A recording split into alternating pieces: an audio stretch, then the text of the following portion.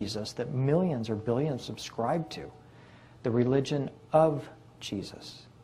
The religion that transforms us into these beings of light, capable of raising Lazarus from the dead, and we are Lazarus, we are the dead, from the soul's perspective. Nefertiti and Mari, Tara's mythology was cut and pasted and applied to not the Virgin Mary, the whore, the slut, the prostitute. Throw any name you want at her, church. Go ahead. The truth is that she was none of those things.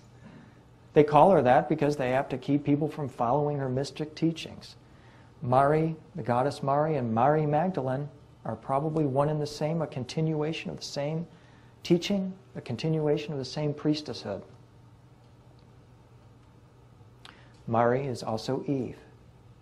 And when Mari eats from the serpent, she is eating the wisdom of the tree of life, which is the blue apples, which is the gift that Ea brought to earth, or came to earth in search of, rather. This could well be an accurate portrayal of the crucifixion right here, where the fish god, Jesus, Ea, with his pillar behind, opens up the gateway through the moon, the ark, leading to another craft above. The actual pillar of crucifixion. Remember, Mary Magdalene was called the jar bearer. And when I go to southern France, we're in search of the secrets of her jar. In Cathars called that jar Emar, Emor, love, the flower of light. And the flower of light is the pillar that I've been describing, represented by various artists throughout time who probably didn't know what they were talking about. What they were talking about was an original technology possessed by the Egyptians, but also originally known by the Sumerians as well. And so when Mary Magdalene is shown holding the skull, it's not a skull, it's the same as this skull right here, which represents the soul, the wisdom of the Savior, the skill of God. And by the way, there's another word play there. The word skill or a skill is phonetically similar to eskol, or Eshkol, the place where Joshua stole the grapes from the Anunnaki. The grapes being the symbol for the skill in the skull. A skill in a skill. Mary Magdalene was symbolized by the cluster of grapes. So was Jesus. Here are two thieves from Eshkol. Joshua and his companions stole the cluster of grapes from the Anunnaki, and in this Gnostic portrayal, the grapes show up at the crucifixion.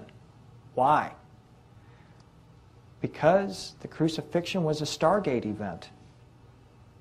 Interestingly, the pillar was housed at a place in Egypt called Rasto, which means, Ras means wisdom and Tau means pillar. This is a Gnostic portrayal of the crucifixion that shows Jesus as a serpent winding around a pillar just exactly like this pillar of Osiris right here, with its Shuti tablets of enlightenments up on top. In the early Christian text, the word cross did not appear until after the year 600, again when the church had its opportunity to do its dirty work.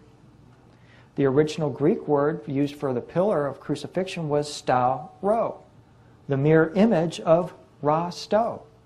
Again, this is an example of where they cut and paste from the ancient world, flip it around, and call it new. It's not new at all. In the Chateau at Dom, France, where Knights Templar were imprisoned after the persecution by the Catholic Church in 1307, is found a depiction of the crucifixion that is slightly twisted from the accepted church version, or the church version is twisted from the original event. Joseph of Arimathea is shown catching precious droplets of Jesus' royal blue blood, presumably with the Grail. On Jesus' left is a pregnant woman holding a wand or a rod. This would be the rod, and the woman would be Mary Magdalene, pregnant with Jesus' family, his child. The rod that he holds in his hand is a branch made from the tree of life, our pillar, which I believe is what is represented here. Jesus is using that same pillar to open up the mouth of the serpent Leviathan. You look up the word Levi and Atan, you find that Levi means love or life, Atan means tone. Jesus is using the pillar to open up the love tone. The church version of the story says Leviathan is a wicked serpent to be avoided at all costs. Yeah. Because they're out of business once you find any of this stuff out. Jesus uses the pillar to open the love tone, the Stargate, the wormhole, with the pillar of love, which is the device that opens the wormhole, which is again why he's shown journeying through the fish, through the wormhole. So here's my Stargate crucifixion sequence. Jesus on the pillar, the staro, the pillar of wisdom, the pillar of love, flying vehicle on either side. Detail of the flying vehicle on either side of him with the face clearly in the middle of it. From Kosovo, another crucifixion scene, flying vehicle over here, flying vehicle over there. Close-up of the flying vehicle from Kosovo. Yikes! Why, again, when I go to church in Nashville, all of them show UFOs present at the crucifixion. It's just clearly known that that's what was going on, right? The crucifixion was a Stargate event, and he opened up this wormhole into another realm assisted by the Anunnaki. I mean, that's basic Christian dogma, isn't it?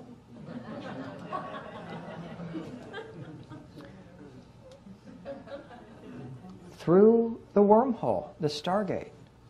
This is a depiction from 15th century Germany, showing Christ in the center, this kind of labyrinthine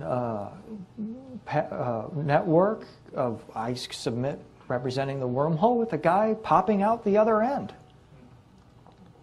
Same thing here. Jonah and the whale story, entering the fish, this sort of labyrinthine trail of the wormhole with Christ coming out on the other end. All ascension scenes, all transfiguration scenes show, not all I should say, but most show him standing in front of the bullseye, which is never identified. But I've already shown you earlier that the bullseye here is the symbol for the stargates or the wormholes. The transfiguration scene, when Jesus goes up on the mountain with a couple of disciples and Moses and Elijah meet him, and he's transfigured before their very eyes. His cloak transforms into light. On the way back down from the mountain, Jesus tells the disciples, hey, I appreciate it if you don't mention this to anybody, what happened, this kind of thing. Bullshit. I mean, come on. They just performed this. They're not, he's going to want to tell everybody. The gate to God is open again. But is that what happens? No. What does the church do? Slams the door shut again. Feeds us a fairy tale. All you have to do is believe. Well, that's probably a good path for the majority of people. That's the religion about Jesus. But the religion of Jesus is far different. And for some reason, as I pointed out, the church sees fit to try and exterminate all those who oppose it. From Russia, transfiguration scene, standing before the gateway. Hildegard of Bingen's incredible depiction through the gateway again. And once again, the bullseye, symbolic, a two-dimensional representation of the three-dimensional wormhole. Here's a depiction of Jesus holding the Book of Life with the Stargate or wormhole symbol on the cover of it. I suspect the book's title is An Idiot's Guide to Wormholes.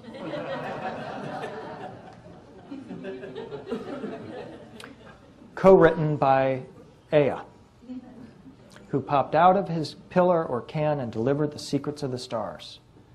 Why is Jesus portrayed on the body of a serpent here? Because he delivered the secrets of the wormhole.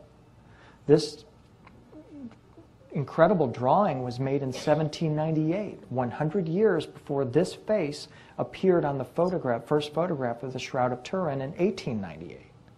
Which means that the person that drew this or actually originally sculpted this bas-relief had to have seen the man, which is widely believed to be Jesus, and I think that's Mary Magdalene.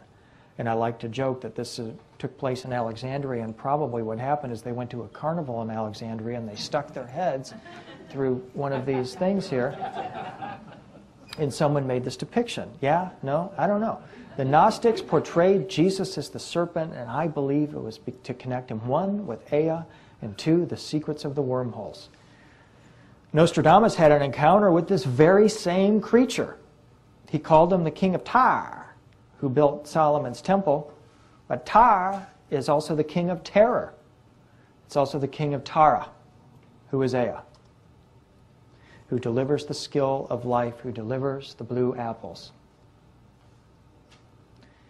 Also known as the serpent's eggs. And remember, if you can obtain one of these eggs, you would prosper in all your undertakings.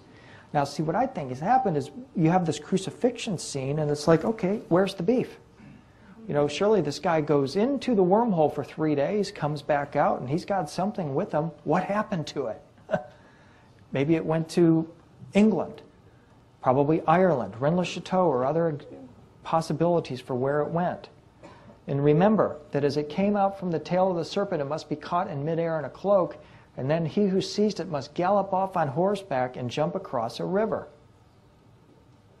Well, does this have any correspondence to why the Knights Templar show 2 men on a horse? I believe it does. Here's another symbol for the Knights Templar, showing the skull and bones, the pillar with the serpent wound around it, all within an 8-pointed star. Symbol of the Babylonian symbol for Nibiru. The Knights Templar, as we know, were deeply interested in the mysteries of the Grail, and they called themselves the protectors of the secrets of Christ, the Grail. In 1100 AD, they went into Solomon's temple in Jerusalem, which was made by the king of Tyre, and did some excavating. And they come back out and they alleged that they have the secrets of the Grail. And as we'll talk in a moment, they go to France with these secrets. Do you realize that there's a major discrepancy between Solomon's Temple 1 and Solomon's Temple 2? The original Solomon's Temple had been built in 1100 BC by King Solomon. It would have been destroyed in 576 BC by Nebuchadnezzar, and then it was rebuilt approximately at the time of Jesus, about 30 years before. Solomon's Temple 1 had a porch on the front of it whose height was approximately 20 cubits. Solomon's Temple 2 has a porch whose height is 120 cubits. Big discrepancy. We're talking about basically the difference between a 4-story building and a 15-story building. How do you explain the discrepancy? Well, they say, well, it's just simple hubris. The Hebrew scribe wanted to puff themselves up. Oh, we built this huge, tall porch type of thing. Or that it was a typo. They wrote 120, but they really meant to write 20. The other explanation is that the porch really was 120 cubits high. I believe that the porch really was 120 cubits high, and the reason is because it was designed to house a 90 to 180 foot tall pillar that was later used at the crucifixion.